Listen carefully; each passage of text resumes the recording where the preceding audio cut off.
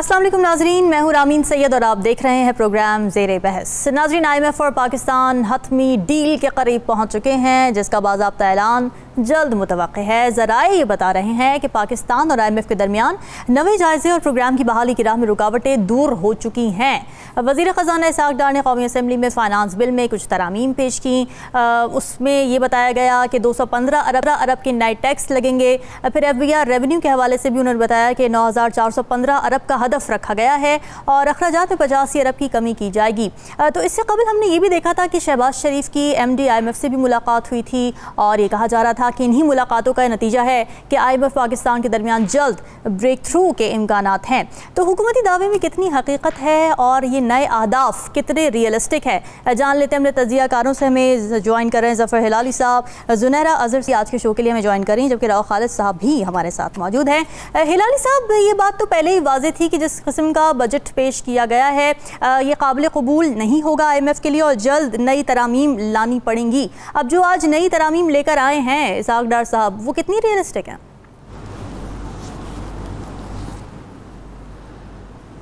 बिल्कुल सही कहा आपने।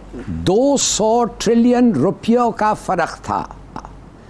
उन्होंने कहा था कि आप 700 ट्रिलियन रुपया रेज करें और पाकिस्तान के बजट में 500 ट्रिलियन था, तो ये 200 ट्रिलियन अब पूरा इस तरीके से होगा कि पेट्रोलियम लेवी जो 50 रुपया थी वो 65 हो जाएगी। और सुना ये है कि रियल एस्टेट पे भी टैक्सेस लगेंगे और कंस्ट्रक्शन इंडस्ट्री पे और साथ साथ रिटेल स्टोर्स पे भी टैक्सेस लगेंगे। तो मेरे ख्याल में जो ये अगर यही होना था तो शुरू में कर देते।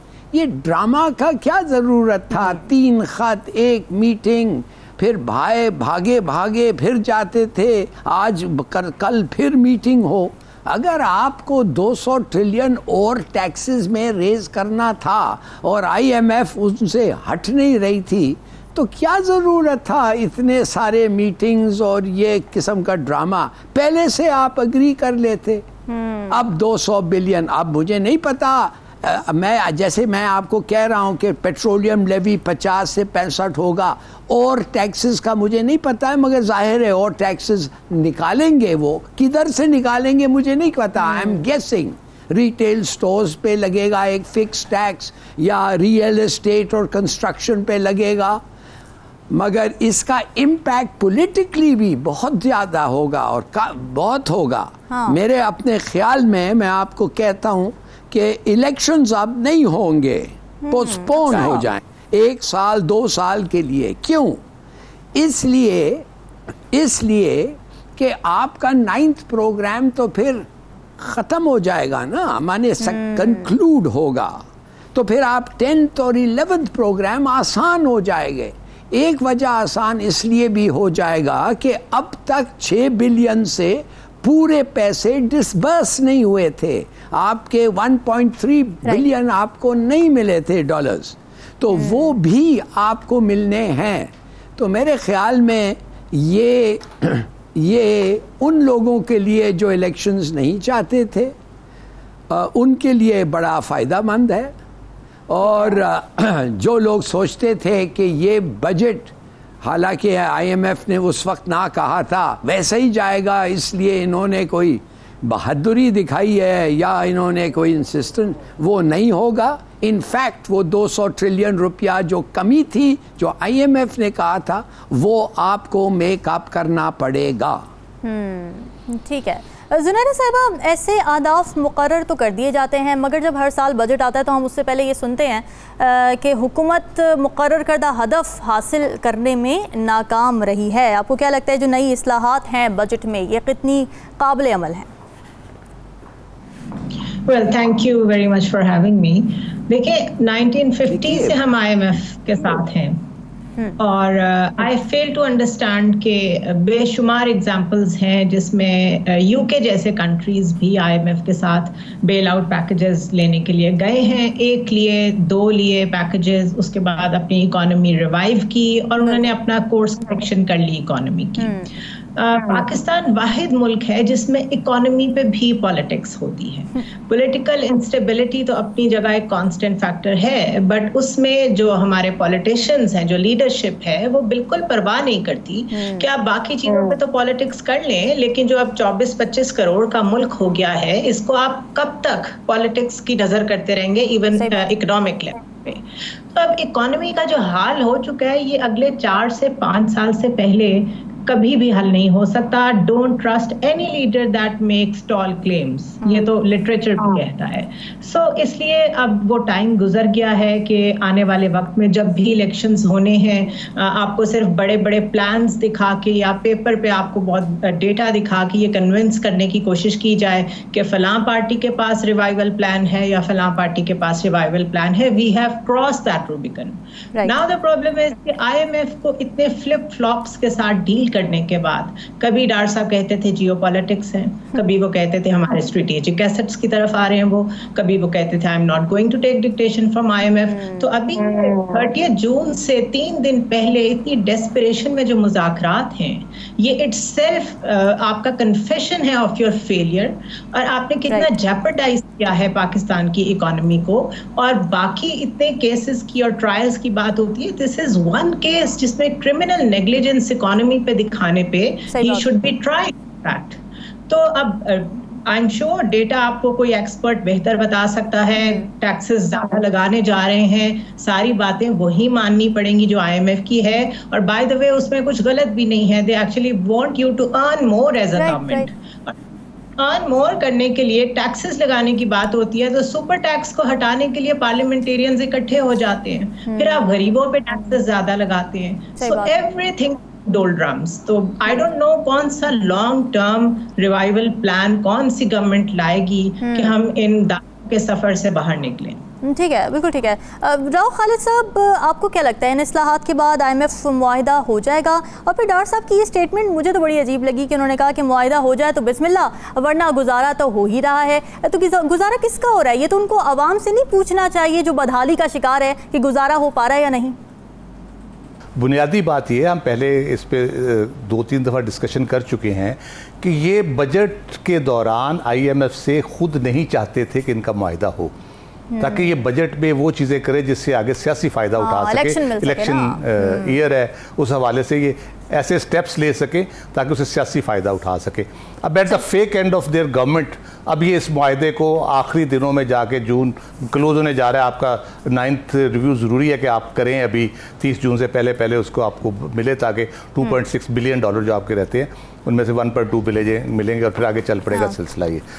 तो ये जानबूझ के इन्होंने इसको लटकाए रखा, और अभी जाके अचानक ये चीज़ें, ये बिल्कुल पहले हो सकती थी, क्यों नहीं हो सकती थी ये सारी चीज़ें। 200-300 बिलियन डॉलर का भी आपने उनको बताया है कि जी 300 बिलियन हम 200 आप कट करेंगे गवर्नमेंट का, जो मैं I doubt seriously government expenditure cut करने का इनका कभी कोई इरादा नहीं रहा, दावे करते रहते, करते नहीं है। $100 बिलियन टैक्स लगेगा और वो बकौल डार साहब के गरीब आदमी पे कोई असर नहीं पड़ेगा, आम आदमी पे, सॉरी आम आदमी पे कोई असर नहीं पड़ेगा, गरीबों का तो जिक्र ही नहीं करते।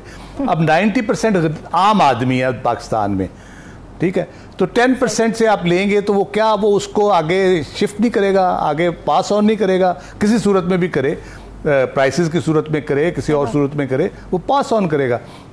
अगर आप लेवी बढ़ाते हैं उसका आम आदमी पर असर नहीं होगा। आप बाइक्स गिने पाकिस्तान में कितने, छोटी गाड़ियाँ कितनी हैं, तो उसका आम आदमी भी बढ़ेगा, जनरेटर है और बहुत सी चीज़ें हैं छोटी मोटी जिस पे सारा ये चीज़ें यूज़ होती है, फ्यूल एनर्जी आपकी होती है, LPG वगैरह, बाकी चीज़ें जो आपकी होती हैं, वो सारी चीज़ों पे इम्पेक्ट आता है। ये नया ड्रामा शुरू कर देते हैं, आम आदमी को कुछ भी नहीं होगा उससे। बुनियादी बात ये है कि आपने 10वां रिव्यू, आप 9th रिव्यू कंप्लीट करेंगे, आगे 10वें और 11वें में भी जाएंगे यकीनन, क्योंकि जो इकोनॉमिक सिचुएशन है वो सबको पता है कि क्या होना है आगे 4-5 साल 6 साल। जिस तरह से आपने जो बाकर रजा साहब ने जो उस दिन कहा था कि ये पेनफुल होगा और प्रोट्रैक्टेड होगा, जो रिवाइवल का आपका प्रोसेस होगा, जो सूरत हाल में अब आप हैं, तो उसके लिए एक तो लॉन्ग टर्म पॉलिसीज आपको चाहिए जो हमने कभी कोशिश ही नहीं की बनाने की, वो लॉन्ग टर्म पॉलिसीज, और फिर उस सस्टेनेबल हो और उनमें कंटिन्यूटी हो। अब कंटिन्यूटी कैसे आएगी? कंटिन्यूटी आपकी आएगी सस्टेनेबिलिटी और कंटिन्यूटी पॉलिटिकल स्टेबिलिटी से। अब पॉलिटिकल स्टेबिलिटी की हालत सबको पता है पाकिस्तान में क्या सूरत हाल है सियासी तौर पे, वो जब तक ठीक नहीं होगी सिचुएशन, आप भले कुछ भी कर लें, ये लफ्ज़ों का गोरख धंधा रहेगा। बजट और IMF के मुज़ाकरात और बाकी चीज़ें ये सिर्फ बेवकूफ़ बनाने के लिए तकरीरें होती रहेंगी और बात से बात निकाली जाएगी, टेलीविज़न प्रोग्राम्स होंगे, डिस्कशंस होंगी, नारे लगेंगे जलसों में, और होगा कुछ भी नहीं। उसी हालत में डे बाई डे हम धंसते चले जा रहे हैं मुआशी तौर पे जिस दलदल में, उससे बचाने वाला हमें कोई नहीं है। जब तक हम खुद उन मामलात को ठीक नहीं करेंगे, अपने इंटरनल मामलात को ठीक नहीं करेंगे, एक डायलॉग, पॉलिटिकल डायलॉग शुरू नहीं करेंगे, और जो रियल स्टेक होल्डर्स हैं अवाम, बाकी हर कोई बन जाता है लेकिन असल स्टेक होल्डर्स हैं अवाम, उनको जब सामने रख के आप पॉलिसीज नहीं बनाएंगे तो आपका मामला ठीक नहीं होंगे, इकॉनमी के भी नहीं होंगे, सियासत के भी नहीं होंगे। तो इस तरह से IMF के मुआहदे से आप वक्ती तौर पे कर सकते हैं। आपको इंटरनेशनल डोनर जो होते हैं वो माइल होंगे नेचुरली, जब आप मुआहदा कर लेंगे तो आपका अगर साइन हो जाता है अगले 2-3 दिन में, तो उसके बाद वो डोनर से आपको थोड़ा सा, आपका फॉरेन एक्सचेंज रिजर्व बेहतर हो जाएगा, थोड़ा सा मार्केट में क्रेडिबिलिटी थोड़ी सी इंप्रूव होगी। लेकिन ये कोई हल नहीं है। हाँ, ये कह लें कि ये कॉस्मेटिक्स हैं, आप करेंगे, साल बाद फिर कर रहे होंगे, 2 साल बाद फिर कर रहे होंगे। ये हम पिछले 40-50-60 साल से तो यही कुछ देख रहे हैं। तो सस्टेनेबल और कुछ नेक नियति से काम करने की जरूरत है, अदरवाइज ये काम नहीं चलेगा। विशेष साइकिल में हम फंस चुके हैं। इस्लामिक प्लान तो सामने आ चुका है, नवाज शरीफ साहब के हवाले से भी एक प्लान सामने आ रहा है, बात करेंगे इस ब्रेक के बाद।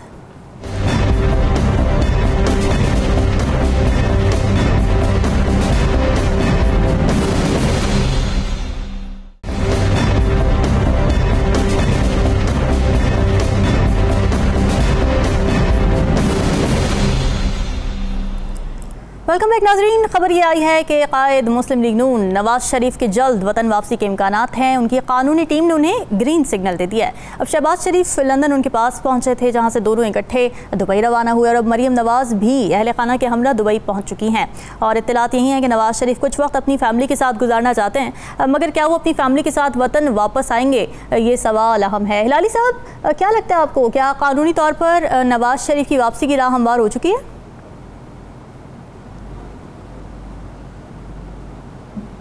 बिल्कुल नहीं। अच्छा। वो नहीं आएगा इसलिए कि उसको वो किस्म की सिक्योरिटी अश्योरेंस नहीं मिला है, ना उसका भाई उसको दे सका है कि तुम आ जाओ वापस, तुम्हें कुछ नहीं होगा। वो अभी तक उनको नहीं मिला है। देखिए, मेरा जो परसेप्शन है, ये क्या खेल हो रहा है, ये एक और पोकर का गेम हो रहा है। देखिए, पोकर का नहीं, पोकर चलो एक गेम है, this is a disgraceful game जो इस वक्त हो रहा है। वो क्या है, नवाज शरीफ बेसिकली कह रहा है, सिग्नल कर रहा है PTI को कि मैं तैयार हूं तुम्हारे साथ बात करने के लिए। किस पे? पॉलिटिकल रिफॉर्म्स पे मैं बात करने के लिए तैयार हूं। अच्छा। और किस पे? और किस जमहूरियत पे? मैं ये होने जा रहा है, ये ट्रायल्स जो हो रहे हैं, ये जी नहीं, देखिए ना, सुनिए तो सही। मैं एक होगा किस पे? पॉलिटिकल रिफॉर्म्स पे, वफाकी जमहूरियत अगर आप कहना चाहते हैं, ठीक है। दूसरी बात जो होगा किस पे होगा? मिलिट्री कोर्ट्स पे। मैं मान जाता हूँ मिलिट्री कोर्ट्स, मैंने ट्रायल्स सिविलियंस का नहीं होना चाहिए। अच्छा। मगर और तुम्हें मेरे कंडीशंस हैं, मगर PTI को कौन से कंडीशंस हैं? PTI का कंडीशंस ये हैं कि सर्वाइवल के लिए, अपने सर्वाइवल के लिए, अगर उनके सर्वाइवल के लिए नवाज शरीफ सपोर्ट करे तो फिर इन दैट केस तो अच्छा हो जाता है ना। मगर इस खेल में PTI क्या होगा? PTI फिर इनको NRO देगा, है कि नहीं? अच्छा। और NRO देगा तो उसके माने कि जो लेकिन हिलाली साहब, PTI कैसे NRO देगा? PTI तो इस वक्त इख्तिदार में नहीं है ना। टॉक्स में जा रहे हैं। हाँ भाई, PTI एग्री करेगा कि तुम वापस आओ, केसेस ड्रॉप हो जाएंगे, मगर तुम पॉलिटिकल रिफॉर्म सपोर्ट करो, सिविलियंस को मिलिट्री कोर्ट्स में नहीं ट्राई करो, ये होगा। भाई डोंट यू नो ये दो एक एक के पीछे कैसे लगे हुए थे, PMLN और PPP, फिर मिसाके जमहूरियत हो गया ना, मिल के लंदन में दे अग्रीड। ये तो नफरत करते थे एक एक से, पेट चीर रहे थे, काट रहे थे, पता नहीं क्या क्या हो रहे थे। तो दूसरी बात ये है कि शहबाज शरीफ खुद उसको अश्योरेंस अभी तक नहीं दे सकता कि अगर तुम आओगे तुम्हें कुछ नहीं होगा। तो लिहाजा दुबई के बाद ये लंदन जाएगा, लिहाजा ये नया एक गेम मेरे ख्याल में शुरू हो रहा है। और दुबई में होना आसान है, इसलिए उधर कोई भी आके मिल के जा सकता है। कुछ हमारे लोगों को, हमारे लीडर्स को दुबई जाना तो निस्बतन इस्लामाबाद से ज़्यादा आसान है। सही बात है। तो ये हालत है मेरे ख्याल में। This is my perception. ठीक है, आपका पॉइंट आ गया। जुनैरा साहिबा, आपको क्या लगता है नहीं मिल सकी अभी तक एश्योरेंसेस, और क्यों नहीं मिल सकी? अभी तक का जो टाइम है, सितंबर तक का जो टाइम है, इसमें आपको बहुत सारी डील्स ब्रेक होती नजर आएंगी। अच्छा। अनफॉर्चुनेटली हम हमेशा 2 या 3 पर्टिकुलर चेंज ऑफ कमांड्स की वजह से डोलड्रम्स में रहते हैं कि शायद इसके बाद ये हो जाएगा, उसके बाद वो हो जाएगा। But the fact of the matter is को इतना आसान नहीं होगा उनके लिए रास्ता हमवार करना नवाज शरीफ के लिए, जिस तरीके से नवाज शरीफ चाहते हैं। सो नून लीग आपको लीडिंग पोजीशन में तो नजर आएगी अगले सेटअप में भी, वो जैसा भी सेटअप होगा। सो प्रोबेबली मुस्तकबिल में नवाज शरीफ को आप किंग मेकर तो देखेंगे, लेकिन किंग नहीं देखेंगे। उनका कंट्रोल उसी तरह रहेगा पाकिस्तान की पॉलिटिक्स पे, नून लीग पे, लेकिन शहबाज शरीफ से ज़्यादा सूटेबल प्राइम मिनिस्टर किसी भी सेटअप में मेरा नहीं ख्याल पाकिस्तान के जो मुख्तदिर हल्के हैं उनको मिल सकता है। सो नवाज शरीफ मुझे वापस आते तो नजर नहीं आ रहे। अच्छा, ठीक है। राव खालिद साहब, आपको क्या लगता है, प्रैक्टिस प्रोसीजर बिल भी तो यही हुकूमत लेकर आई है ना, जिसमें रिव्यू की बात हो रही है, नाअहली ख़त्म होने की बात हो रही है। क्या देख रहे हैं आप किस तरीके से नवाज शरीफ की वापसी को? देखिए, पाकिस्तान की सियासत में ये एक बहुत अहम पहलू रहा है कि जिस बंदे को आपने हुकूमत से निकालना होता है उसके रास्ते में आप सारी बारूदी सुरंगें, कांटे वांटे सब कुछ बिछा देते हैं, और जिसको लाना होता है उसके रास्ते के कांटे चुन लेते हैं आप। तो नो डाउट शहबाज शरीफ साहब के रास्ते के कांटे चुने गए हैं और वो बड़ी कंफर्टेबल पोजीशन में है, इसमें कोई शक नहीं। मियां नवाज शरीफ के रास्ते के कांटे कब चुने जाते हैं ये इस मैटर ऑफ टाइम। अगर नवाज शरीफ साहब ये समझते हैं कि पाकिस्तान में कोई ऐसा मंजरनामा हो गया है कि उनकी वापसी के लिए राह हमवार हो सकती है, मेरा नहीं ख्याल सर 10 की ऐसी सूरत हाल मौजूद है। क्योंकि सबसे बड़े स्टेक होल्डर्स इस वक्त जो हैं सिस्टम में, फॉर ऑब्वियस रीजंस, वो नवाज शरीफ या कोई और पॉलिटिकल लीडरशिप नहीं है। जो सबसे बड़े स्टेक होल्डर्स हैं उन्होंने आगे फ्यूचर में मुआशी और सियासी सूरत हाल को मद्देनज़र रखते हुए आइंदा आने वाली हुकूमत के हवाले से, मौजूदा सिचुएशन के हवाले से और इंतखाबात के इनेकाद के हवाले से उन्होंने डिसाइड करना है। जब तक वो डिसाइड नहीं होता, मियाँ साहब के लिए कोई ऐसा सूरत हाल पैदा नहीं हो सकती जिसमें बहुत कंफर्टेबली डिसाइड कर सके कि वो पाकिस्तान आएंगे या पाकिस्तान की पॉलिटिक्स में कोई बहुत एक्टिव रोल प्ले करेंगे। लंदन में तो उनको ये आसाइश थी कि वो आते जाते बात भी कर लेते थे, शायद दुबई में उस तरह की ना हो, क्योंकि दुबई में पब्लिक पॉलिटिक्स इस तरह करना दूसरे मुल्क के लीडर का बैठ के मुश्किल होता है। ये हो सकता है यहाँ से कुछ हमारे दोस्त जाके उनके इंटरव्यूज़ कर लें, उस तरह से वो अपना पॉइंट ऑफ व्यू पेश कर सके। कंसल्टेशन में लोग कहते हैं बड़ी आसानी होगी उनको, यहाँ जब आएंगे तो उस तरह से वो करेंगे।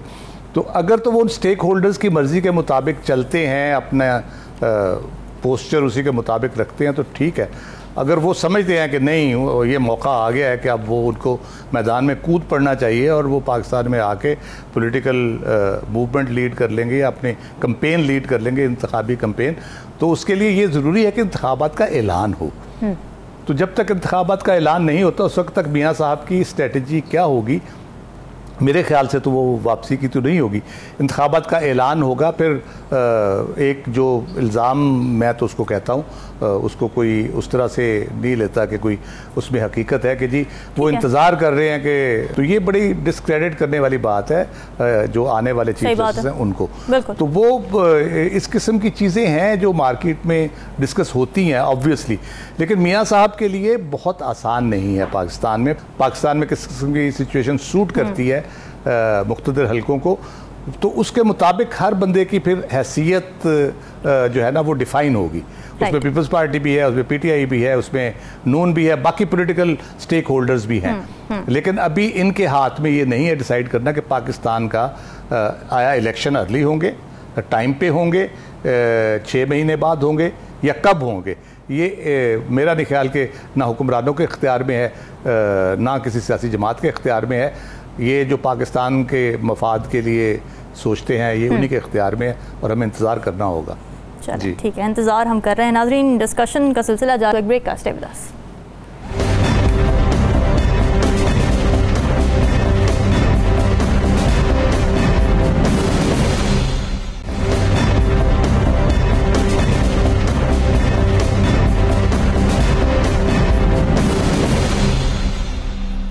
वेलकम बैक नाज़रीन। ख़ित्ते की बदलती हुई सूरत हाल में अमरीका को भारत से वाबस्तगी नुमायाँ हो रही है। ये दोनों ममालिक ना सिर्फ करीब आ रहे हैं बल्कि पाकिस्तान पर तनकीद भी अब कर रहे हैं। भारत के वज़ीर आज़म नरेंद्र मोदी अमरीका के दौरे पर हैं। अमरीकी सदर बाइडन से उन्होंने मुलाकात की। मुलाकात के बाद मुश्तरका एलामिया जारी हुआ जिसमें पाकिस्तान के खिलाफ अमरीका की जानिब से सख्त लबो लहजा अपनाया गया है।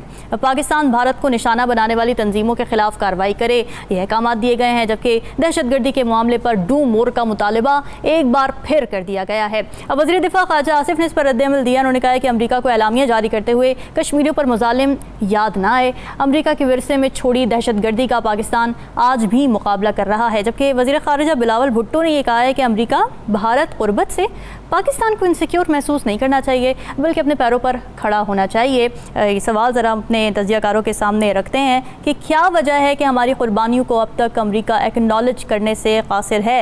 हिलाली साहब, मोदी अपने मुल्क में मुजालिम ढाकर भी अमरीका के करीब है और हम इतनी कुर्बानियाँ देने के बावजूद भी दूर हैं।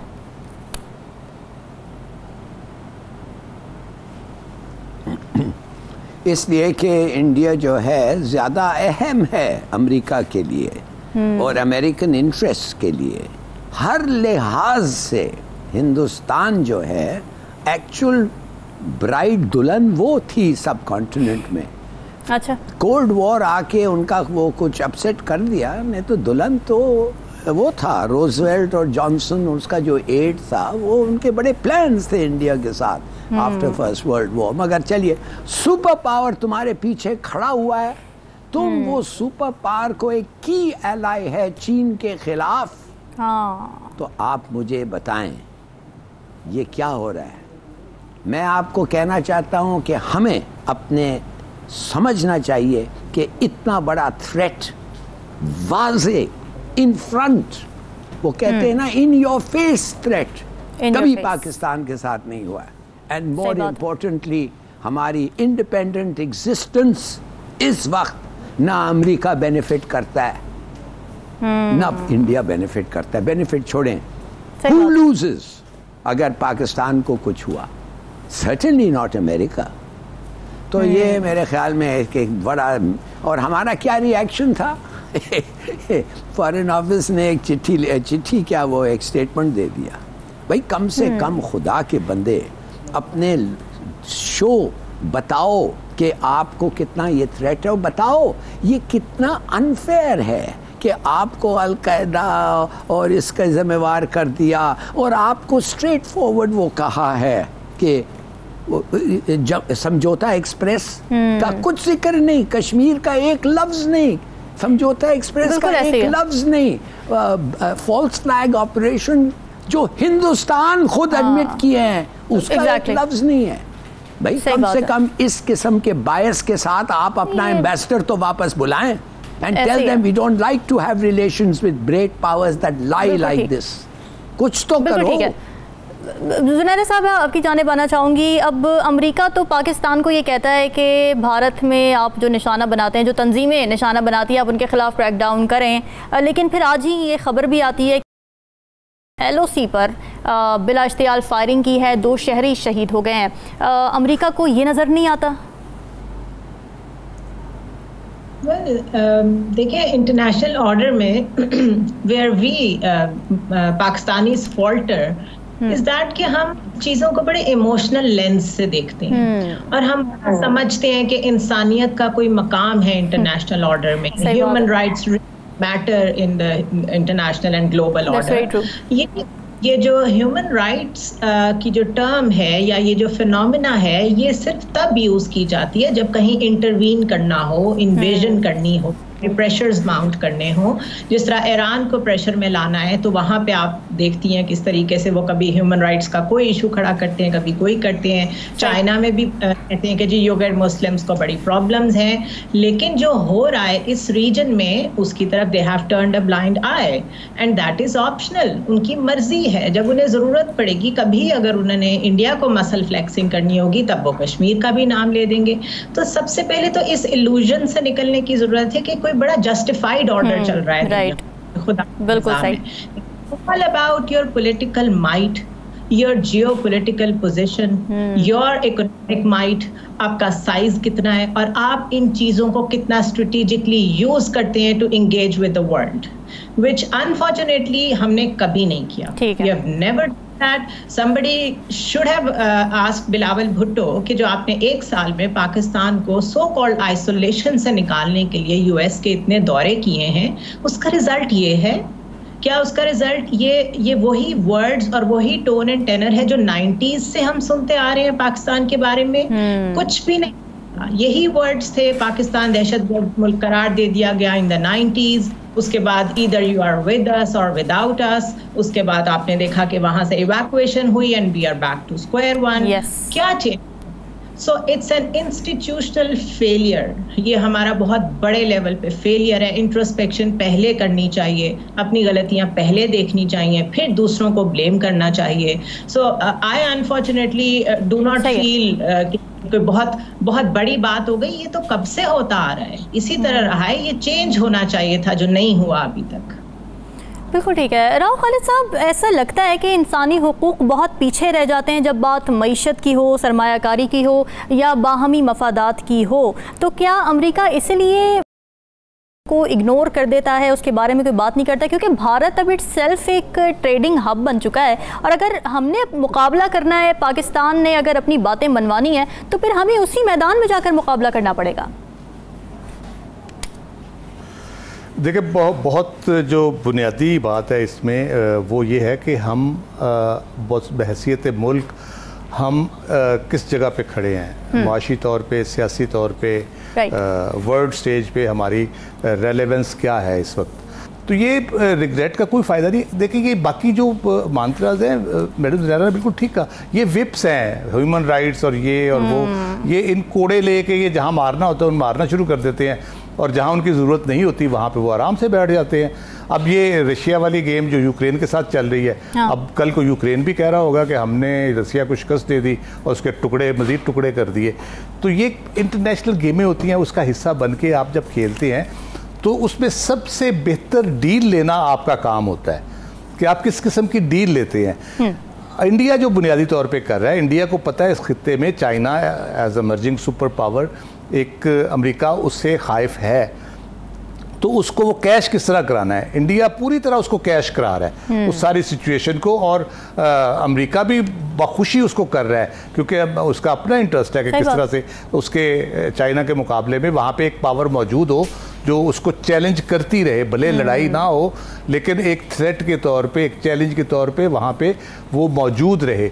इसलिए वो उसको पैम्पर करेंगे, नेचुरली पैम्पर करेंगे। हमारी ज़रूरत जब थी तो हमें इंडिया पे प्रेफरेंस दी जाती थी, लेकिन हमने कैश नहीं कराया, ना हमने कश्मीर पे कराया, ना हमने इकोनॉमिकली कैश कराया। हमने वो जो कोलिशन सपोर्ट फंड पे गुजारा किया मंथली, उसको लेके वो भी हमारा बहुत सा भी बकाया, वो भी हमें नहीं मिला। तो ये कैश किस तरह कराना है आपने? ये बुनियादी तौर पे आप इंटरनेशनल गेम में जब आप अपने ज़ाती इंटरेस्ट से बालातर होकर सोचेंगे, नेशनल इंटरेस्ट के बारे में सोचेंगे, फिर आप उसको कैश करा सकेंगे। अगर अपनी हुकूमतों का, अपनी जेबों का सोचते रहे तो फिर ये कभी सूरत बिल्कुल बड़ा अफसोस है। नाज़रीन, डिस्कशन का सिलसिला ब्रेक का।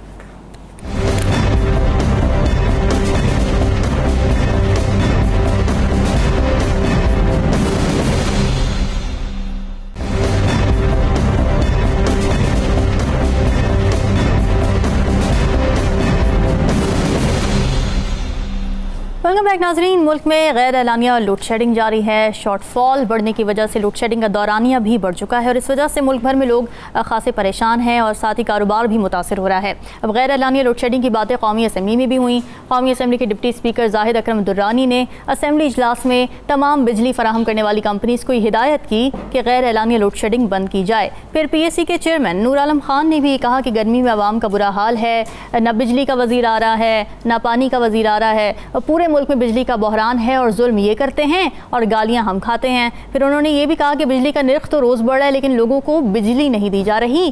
क्या हम इसलिए हुकूमत में आए थे? हिलाली साहब, हमारा भी यही सवाल है कि ये किस लिए आए थे हुकूमत में और अगले इलेक्शन में किस मुंह से जाएंगे? नहीं, बाकी मुझे नहीं पता ये क्यों आए थे। तो I don't know, it's a very good question. ये आते क्यों हैं? खाने, पता नहीं। मैसोकिस्ट होंगे, सेडिस्ट तो हैं, मैसोकिस्ट होंगे, मुझे नहीं पता। I frankly I have no idea. ठीक है। जुनैना साहिबा, आपको क्या लगता है अब PDM ये मौक़िफ़ अपनाती रही है कि हम मुआशी जो बदतरीन सूरत हाल थी पिछले दौरे हुकूमत में, उससे हम लोगों को निकालने के लिए आए थे, रिलीफ देने के लिए आए थे लोगों को, लेकिन ऐसा होता अभी तक तो नज़र नहीं आ रहा है। तो इलेक्शन भी फिर आने वाला है, अगर तो आने वाला है तो फिर क्या होगा उसमें हुकूमत के पास? देखिए, जब एक गवर्नमेंट अपना ड्यू टेन्योर पूरा करती है और नेक्स्ट इलेक्शंस की तरफ हम जाते हैं, तो क्योंकि एक नॉर्मलसी से चीज़ें चल रही होती हैं तो उस वक्त जो वादे किए जाते हैं उसमें किसी हद तक यकीन करने को दिल भी करता है कि ठीक है, ये गवर्नमेंट 5 साल में ये कर चुकी है, इनसे ये नहीं हुआ, तो let's give a chance to another government या let's give a chance to this government once again. यहाँ क्योंकि कॉन्टिन्यूटी ही नहीं है, 4 साल बाद कोई आ गया, सिर्फ 13 साल तो टोटल हमने कॉन्टिन्यूटी ऑफ डेमोक्रेसी देखी है अभी तक पाकिस्तान में। तो आई एक्चुअली डोंट नो कि ये पब्लिक अकाउंट कमेटी जो कह रही है या जो फ्रेंडली ऑपोजिशन बैठी भी जो कुछ कह रही है या जो सेनेट के इजलास में जब बहस होनी होती है बजट पे तो सिर्फ 4 लोग मौजूद होते हैं, हमने किसकी बात सुननी है? या जब सारे इकट्ठे होते हैं तो डिस्कशन क्या होती है कि सुपर टैक्स खत्म कर दें, जो अमीरों पे लगाया वो टैक्स खत्म कर दें, या फिर सारी जो एनर्जीज होती हैं वो ड्रिवन होती हैं कि हमारे केसेस रिजॉल्व कर दें। Supreme court is hijacked, high court is hijacked, आम आदमी के लिए कोर्ट्स में भी कोई जगह नहीं है। तो जब सारे सिस्टम्स इन लोगों के लिए डेडिकेटेड हैं और इन्होंने बारियां लगाई हुई हैं, तो इनसे ये एक्सपेक्ट करना कि कभी पाकिस्तान में पानी, बिजली जैसी बेसिक चीज और इस गर्मी में भी गैस नहीं होती, हम ये भूल रहे हैं। हीट वेव ये nobody has talked about it कि इस हीट वेव में चले आप बिजली नहीं दे रहे, हम खुद बता दें क्या कर लें, ऐसा कौन से ऐसे टोटके हैं आपके पास कि हम आम आदमी मरने से बच जाए, इतनी बुरी हीट वेव थी ये। So people are not priority here, no discussion is people driven, हर चीज एजेंडा ड्रिवन है टुवर्ड्स देयर ओन सेल्व्स। तो फिर ऐसे मुल्क में क्लेप्टोक्रेटिक कंट्रीज जो हो जाते हैं और जहाँ पावर ग्रैब और एलीट कैप्चर जहाँ आ जाता है, वहाँ यही कुछ होता है जो हो रहा है। So I really don't know what to say. बिल्कुल ठीक है। राव खालिद साहब, इस वक्त आवाम जिस कर्ब से गुजर रही है, जिस तरह की मुश्किलात का उनको सामना है, आप जिम्मेदार किसे ठहराते हैं? कौन से ऐसे फैक्टर्स हैं? देखिए हमारे सामने सब कुछ हुआ है, ये साल सवा साल में जो कुछ हुआ है उससे सवा साल पहले चीज़ें बड़ी बेहतर मैनेज हो रही थी। मैं ये नहीं कहता कि बहुत आइडियल सिचुएशन थी, पाकिस्तान में तो कभी भी नहीं रही आइडियल सिचुएशन आम आदमी के लिए, तो ख़ास तौर पे महंगाई के हवाले से या उसका जो रोज़ बसर का गुजर बसर जो रोज़ाना की बुनियाद पर उसने करनी है, लेकिन बहुत बेहतर तरीके से मैनेज हो रही थी। आप किसी हवाले से भी देख लें, प्राइस कमोडिटी सुपर साइकिल चल रहा था, अरूज पे था, उस वक्त भी ये प्राइसेस नहीं थी।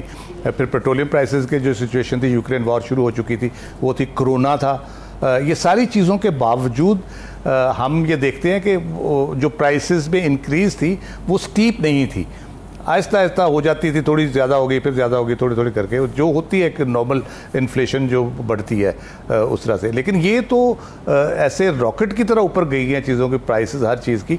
और फिर लोड शेडिंग की तो मुझे कोई समझ नहीं आ रही, सच्ची बात है। आप ओवरऑल देखें पाकिस्तान में डिमांड और सप्लाई के फिगर्स पता नहीं ये देते हैं नहीं देते, आपकी है क्या? आपके वज़ीरे बिजली कहते हैं, ऐलान करते हैं कि 5000 मेगावाट आज हमने और ऐड कर दिया सिस्टम में, और उसी प्रेस कॉन्फ्रेंस में कहते हैं कि 5000 का शॉर्टफॉल हो गया। भाई जब ऐड की है तो फिर शॉर्टफॉल 5000 का कैसे हो गया? तो ये अजीबोगरीब किस्म की सिचुएशन है, पता नहीं क्यों कर रहे हैं, जानबूझ के अवाम के साथ ये करना चाह रहे हैं इस तरह से। शायद ये चाहते हैं जो इन्होंने 2013 में वो रोशन करने का मुल्क को एक डायलॉग लेके तो कैंपेन चलाई थी, कुछ किस्म का करना चाहते हैं कि हम रोशनियाँ वापस लाएंगे, पहले अंधेरे करेंगे फिर हम रोशनियाँ वापस लाएंगे। कोई अजीबोगरीब सूरत हाल है, इनके कंट्रोल में नहीं है। ऊपर से जो IMF का आप एग्रीमेंट करने जा रहे हैं और जो चीज़ें अभी एग्री कर रहे हैं लास्ट मोमेंट के ऊपर, तो इसमें तो और ज़्यादा आपका महंगाई का इम्पैक्ट आएगा और ये इन्फ्लेशन बढ़ती चली जाएगी। दुनिया के ट्रेंड देखें और पाकिस्तान का ट्रेंड देखें, वो साफ नज़र आ रहा है कि आप सीरियस मिसमैनेजमेंट है इकॉनमी की पाकिस्तान के अंदर, कि आप प्राइसेस कंट्रोल नहीं कर पा रहे किसी सूरत भी। चीज़ें दुनिया में रेट्स नीचे आना शुरू हो गए काफ़ी हद तक, तो यहाँ पे फिर भी उसका इम्पैक्ट नहीं आ रहा, ना पेट्रोल पे आ रहा है, ना दालों पे आ रहा है, ना गंदम पे आ रहा है, आटे पे आ रहा है, किसी चीज़ पे भी नहीं आ रहा है यहाँ पे। तो इसका मतलब ये है कि या तो डेलिब्रेटली लोगों को जिच करने की कोशिश है कोई, कि अगले इंतखाबात के लिए लोग तैयारी ना हो, कहें जी इन सियासतदानों के बगैर ही हम भले हैं, या फिर नालायकी है शदीद किस्म की कि इनको समझ नहीं आ रही कि किस तरह से मसले को हल करना है, या फिर वो बेयकीनी है जो बार बार कहता हूँ कि इनको कि पता नहीं अब क्या होना है, जून के बाद क्या होगा, जुलाई के बाद क्या होगा, इलेक्शन होंगे नहीं होंगे, कौन सी जमात मैदान में होगी कौन सी नहीं होगी, मियाँ साहब वापस आएंगे या नहीं आएंगे। तो इस किस्म का कोई कन्फ्यूजन है जिसकी वजह से कोई प्रॉपर स्टेप्स नहीं ले पा रहे, शॉर्ट टर्म होने की वजह से भी प्रॉब्लम होते नहीं चाहिए। लेकिन कोई पॉलिसी इन्होंने सवा साल में ऐसी नहीं बनाई कि बंदा कहे कि हाँ जी कुछ सीरियस एफर्ट नज़र आई है हमें कि ये को अवाम की मुश्किलात कम करने की कोशिश कर रहे हैं। जी हिलाली साहब, मसाइल के हल के लिए हम पर्सनालिटीज़ पर डिपेंड कर रहे होते हैं, प्लान क्या है ये इम्पोर्टेंट है ना। देखिए ये नहीं, मेरे ख्याल में आप हमें बदनाम ना करें, कोई नहीं कहा था अगर डार आएगा तो सब चीज़ ठीक हो जाएगा, मगर हैरानगी ये है कि ये इलेक्शंस में बार बार री इलेक्ट हो रहे, अब हमें वो भी पता है वो क्यों हो रहे। तो देखिए मैं समझता हूँ आपको पता है व्हाट इज़ द प्रॉब्लम, मगर अगर आप प्रॉब्लम डिस्कस नहीं कर सकते हैं तो you skirt round the issue, और हम डिस्कस नहीं कर सकते, we skirt round the issue. तो क्या फ़ायदा स्कर्टिंग राउंड द इश्यू, कहने की ये लोगों के कॉम्पिटेंस। आप कहते हैं करप्शन इज पाकिस्तान प्रॉब्लम, बिल्कुल नहीं, करप्शन हर जगह है। कॉम्पिटेंस भाई, कॉम्पिटेंट इनकॉम्पिटेंट पीपल, हर चीज। आप कभी यकीन कर सकते हैं कि खुदा और नेचर आपको एक कॉटन क्रॉप देता है 1400 बेल्स, आप अपनी पूरी इंडस्ट्री को फैक्टर इन करते हैं 14 मिलियन बेल्स, और आप फैक्ट्रीज लगाते हैं, लोगों को नौकरी, और पता चलता है कि 6-8 साल में वो 14 मिलियन से 6 बिलियन हो गया, 6 मिलियन बेल्स हो गए। कोई किसी ने सीड डेवलपमेंट पे नहीं किया, वाटर मैनेजमेंट पे नहीं किया, soil culture, what can you say, incompetence. तो मैं समझता हूँ कि we don't have to look far. जी ठीक है, डिस्कशन आपने सुनी नाज़रीन, आप सबका बहुत शुक्रिया, हमें दीजिए इजाज़त, अल्लाह हाफ़िज़।